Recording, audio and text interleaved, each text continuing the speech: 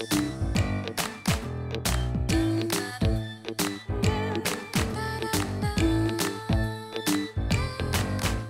si la gourmandise n'était plus un vilain défaut? Aujourd'hui, la tendance cosmétique est aux soins à base d'aliments savoureux. Cela s'appelle les soins gourmands. Salut Nina, ça va? On m'a dit que t'étais gourmande. Bah oui, comment tu sais? Alors Victoria, ce qui me met l'eau à la bouche, ce sont les yaourts là.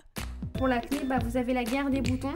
Alors nettement moins fun, c'est un masque à l'ail. Donc c'est vrai que pendant 3 semaines, c'est pas très glamour, mais ça fait vraiment une bonne cure contre les boutons. Et pour retirer l'odeur de l'ail, Victoria a plusieurs trucs. Ça, ce sont des gels douche qui sont gélifiés. Donc la gelée que vous voyez là, ce sont des algues, comme l'agar-agar. Miam miam. Tout ça, c'est des boules de bain effervescentes. Tout ce que vous voyez là, c'est des bonbons en sucre qu'on trouve dans les mariages ou les baptêmes.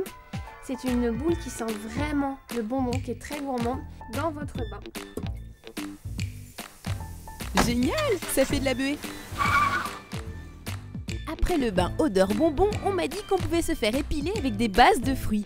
Je me suis rendue dans un institut de beauté pour espionner Céline. Bonjour.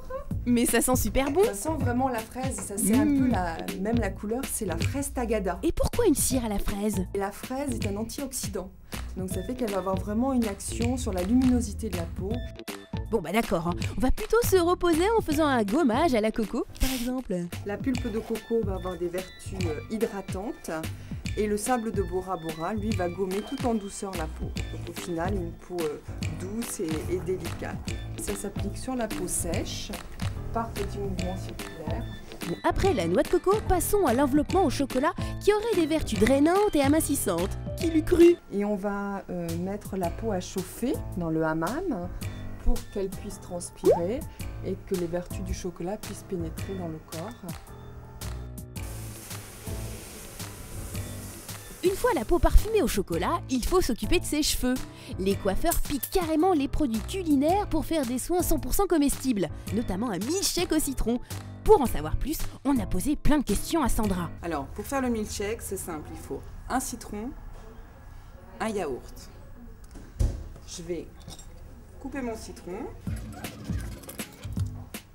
Je vais insérer mon yaourt dans mon shaker. Et le yaourt, il est pas trop gras? C'est un 0%, oui. Alors ça peut paraître drôle, mais c'est important dans le sens où ça va ne pas nous alourdir nos cheveux.